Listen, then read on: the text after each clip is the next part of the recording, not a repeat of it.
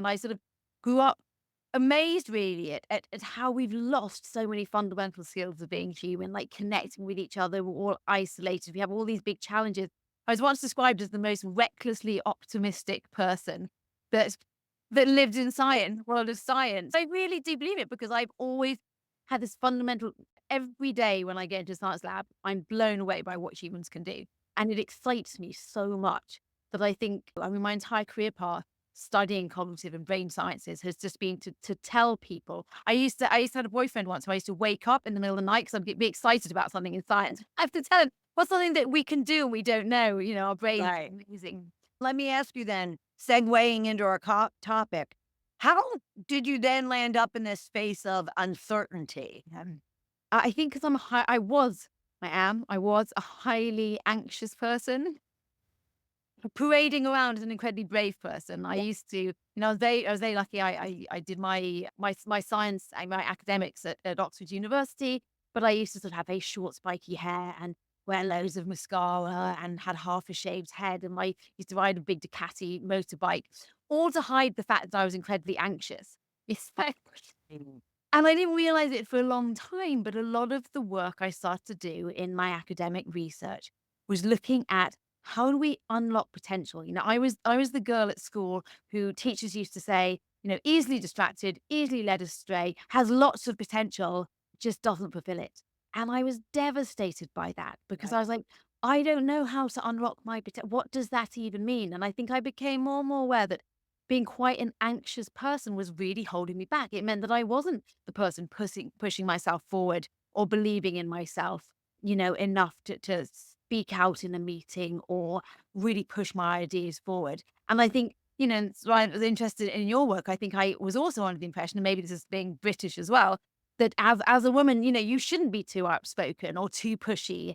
And I could never find that balance. So I started really studying brains and what anxiety does to the brain and imposter syndrome and how to unlock this incredible capacity for innovation, creativity, self belief that we all do have. We're just not taught the tools at school.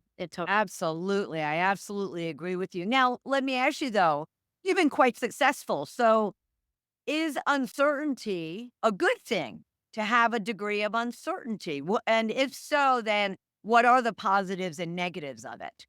And it took me a long time to realize that a lot of my success had been a resilience that I naturally had in moments of change and uncertainty. And that was the real unlock. And this work for me really started to condense together when the pandemic hit. I was, my lab shut down. I was working with the University College London, and people were like, how do we navigate this time of change? And I realized I was actually quite good at it. And what the research started to understand as we went and we explored more and more people out in the world facing this time of great change is that if we can accept uncertainty, we hate. Our brains hate uncertainty. They don't like to not know what's happening. But we're also living in a society where we crave certainty, and a lot of our leaders promise certainty as well. But the uncertainty is fundamental to the fabric of life. That's the Buddhist philosophy. The only certain thing is uncertainty. Yeah. And we don't need to solve uncertainty to make things certain. We need to actually be able to change our relationship with uncertainty to see the opportunity within it. It's only in times of uncertainty that as human beings, we can evolve, we can adapt, we can do different things, we can try new things.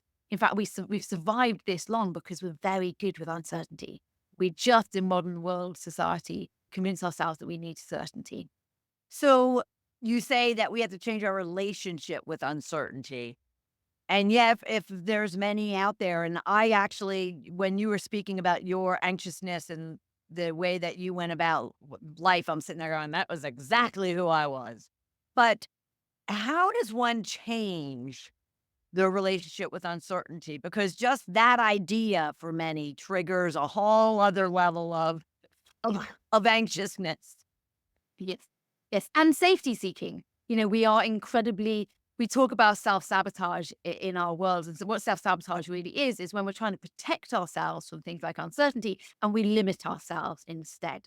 Everything, I work in neuroscience mainly, and everything in the world you either want to avoid or approach.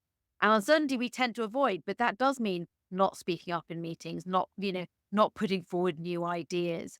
and things we call safety behaviors. We've all done it. There's been a moment of uncertainty, let's say at work, where suddenly you find yourself very busy in your inbox.